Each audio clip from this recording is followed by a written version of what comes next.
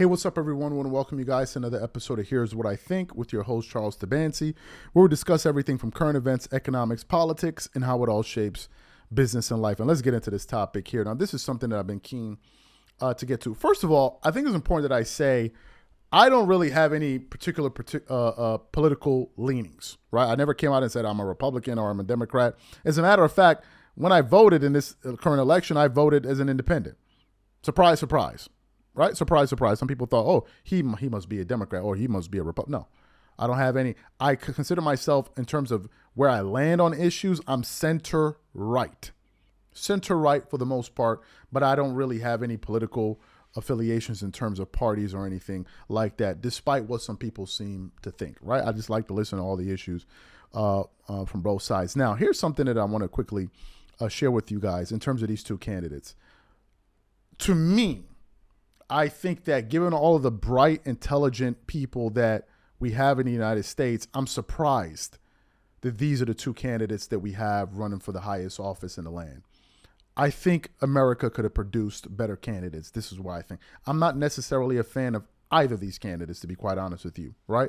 I'm not a fan of either of them. I think both of them have their pluses and their minuses. And I said to myself, look, I'm going to be talking about politics in an honest way based on how I see it. Just yesterday, we produced two shows on Kamala Harris's interviews, the sit down that she had on Fox News, where a lot of people, or a good amount of people, felt like she didn't do well. And I gave her a B- for her performance in that show. Some people thought that she totally bombed. Some people thought that she did well. That was just my take on it. I said that interviewing is not her number one strength.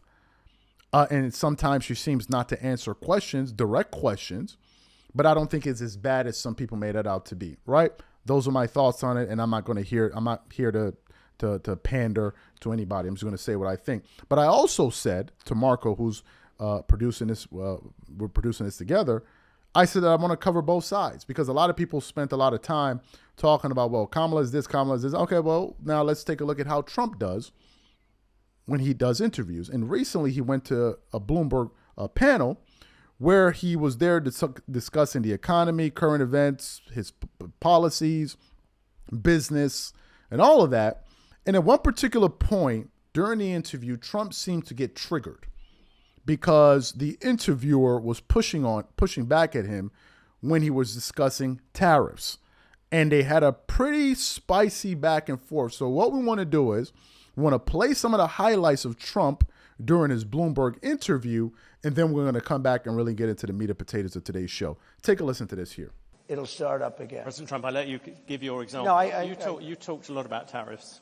You look at the American economy, 40 million jobs rely on trade. It accounts for 27% of GDP. Okay.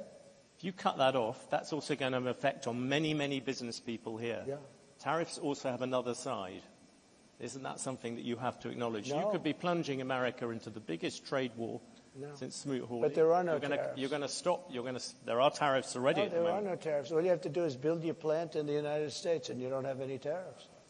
People, a lot of places like this, there are a lot of jobs that rely on foreigners coming here. You're going to basically stop trade with China. You're talking about 60% trade on that, 60% tariffs on that. You're talking, as you said, 100, 200% on things you don't really like. You're also talking about 10, 20% tariffs on the rest of the world. That is going to have a serious effect on the overall economy. And yes, you're going to find some people who will gain from individual tariffs.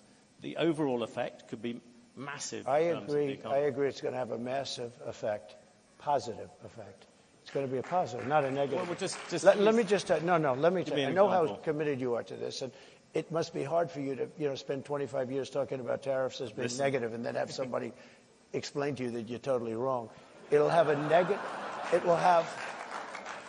I'll go a step further. If you don't do this, this country has no chance. 40 million jobs is a lot of jobs to rely on. They're all coming back. You've lost jobs. Those are 40 million jobs in America that rely on trade. Are you ready? John Deere, great company. They announced about a year ago they're going to build big plants outside of the United States, right? They're going to build them in Mexico. And you threatened they're also going to build. They stopped. That's right. I said, if John Deere builds those plants and not selling anything into the United States, they just announced yesterday they're probably not going to build the plants, okay? I kept the jobs here, and I'll keep John Deere will stay here. And I'll tell John Deere, if you do build outside of the United States, you can if you want. For instance, India. But let's come back to the Europeans in a second. What about consumers? People out there. They're going to be the biggest beneficiaries. Critics say your tariffs will end up being like a national sales tax. Nope. The countries will pay. If you have America at the moment has $3 trillion worth of imports, you're going to add tariffs to every single one of them. That is going to push up the cost for all those people who want to buy foreign goods. Now, what's going to happen? That is simple mathematics, President Trump. It's not. It is, but not the way you figure it. I was always very good at mathematics. Yes. Let me tell you, you're saying $3 trillion. Those companies, $3 trillion worth of and they don't have to pay. And the higher the tariff, the more likely it is to have them come into the country. The higher the tariff, the more you're going to put on the value of that piece, those goods, the higher people are going to pay in shops. Ready? The higher the tariff, the more likely it is that the company will come into the United States and build a factory in the United States so it doesn't have to pay the tariff. That will take many. It will go quickly. Years. So you heard the exchange there. What are my thoughts on this? First of all, one of the things that Trump was saying is that if you make the tariffs high, it will encourage some of these foreign companies to manufacture or build things in the United States. Is that possible? Yes. Will they do it? Probably not. Number one. Number two, what is the timeline horizon for something like that? And while they're going through that process of manufacturing things in the United States, who's going to be dealing with those sales tax? Is it not going to be the American citizens? And I think that that's what the interview was saying. He was saying that, look, your policies may have some pros, but there's a downside, and it could potentially affect 40 million people within the United States economy.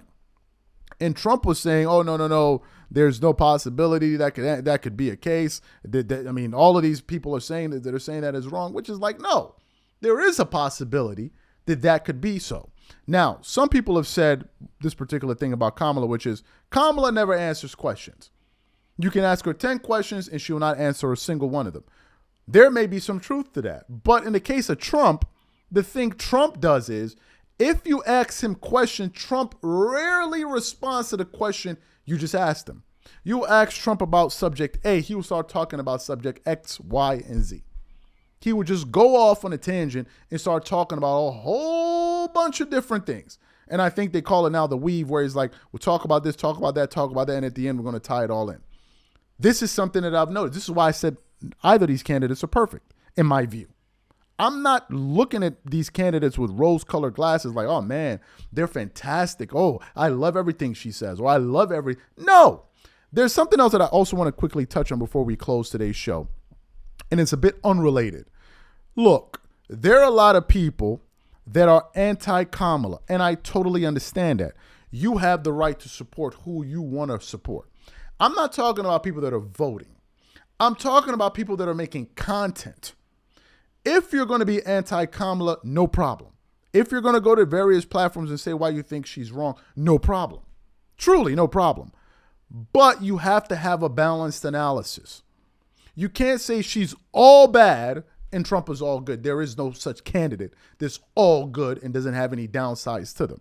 And I would appreciate if these people also spoke about the other side of the coin, just so we have some balance in the conversation.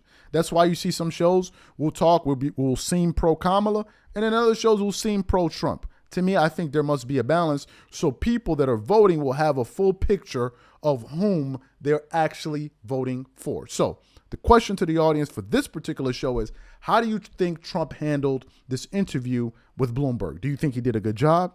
Do you think he answered the questions? And number two, what effect do you think Trump's proposals for these tariffs will have on the U.S. economy and everyday people? Whatever you guys think, please leave your thoughts and comments in the comment section, and we'll catch you on the next show. Peace.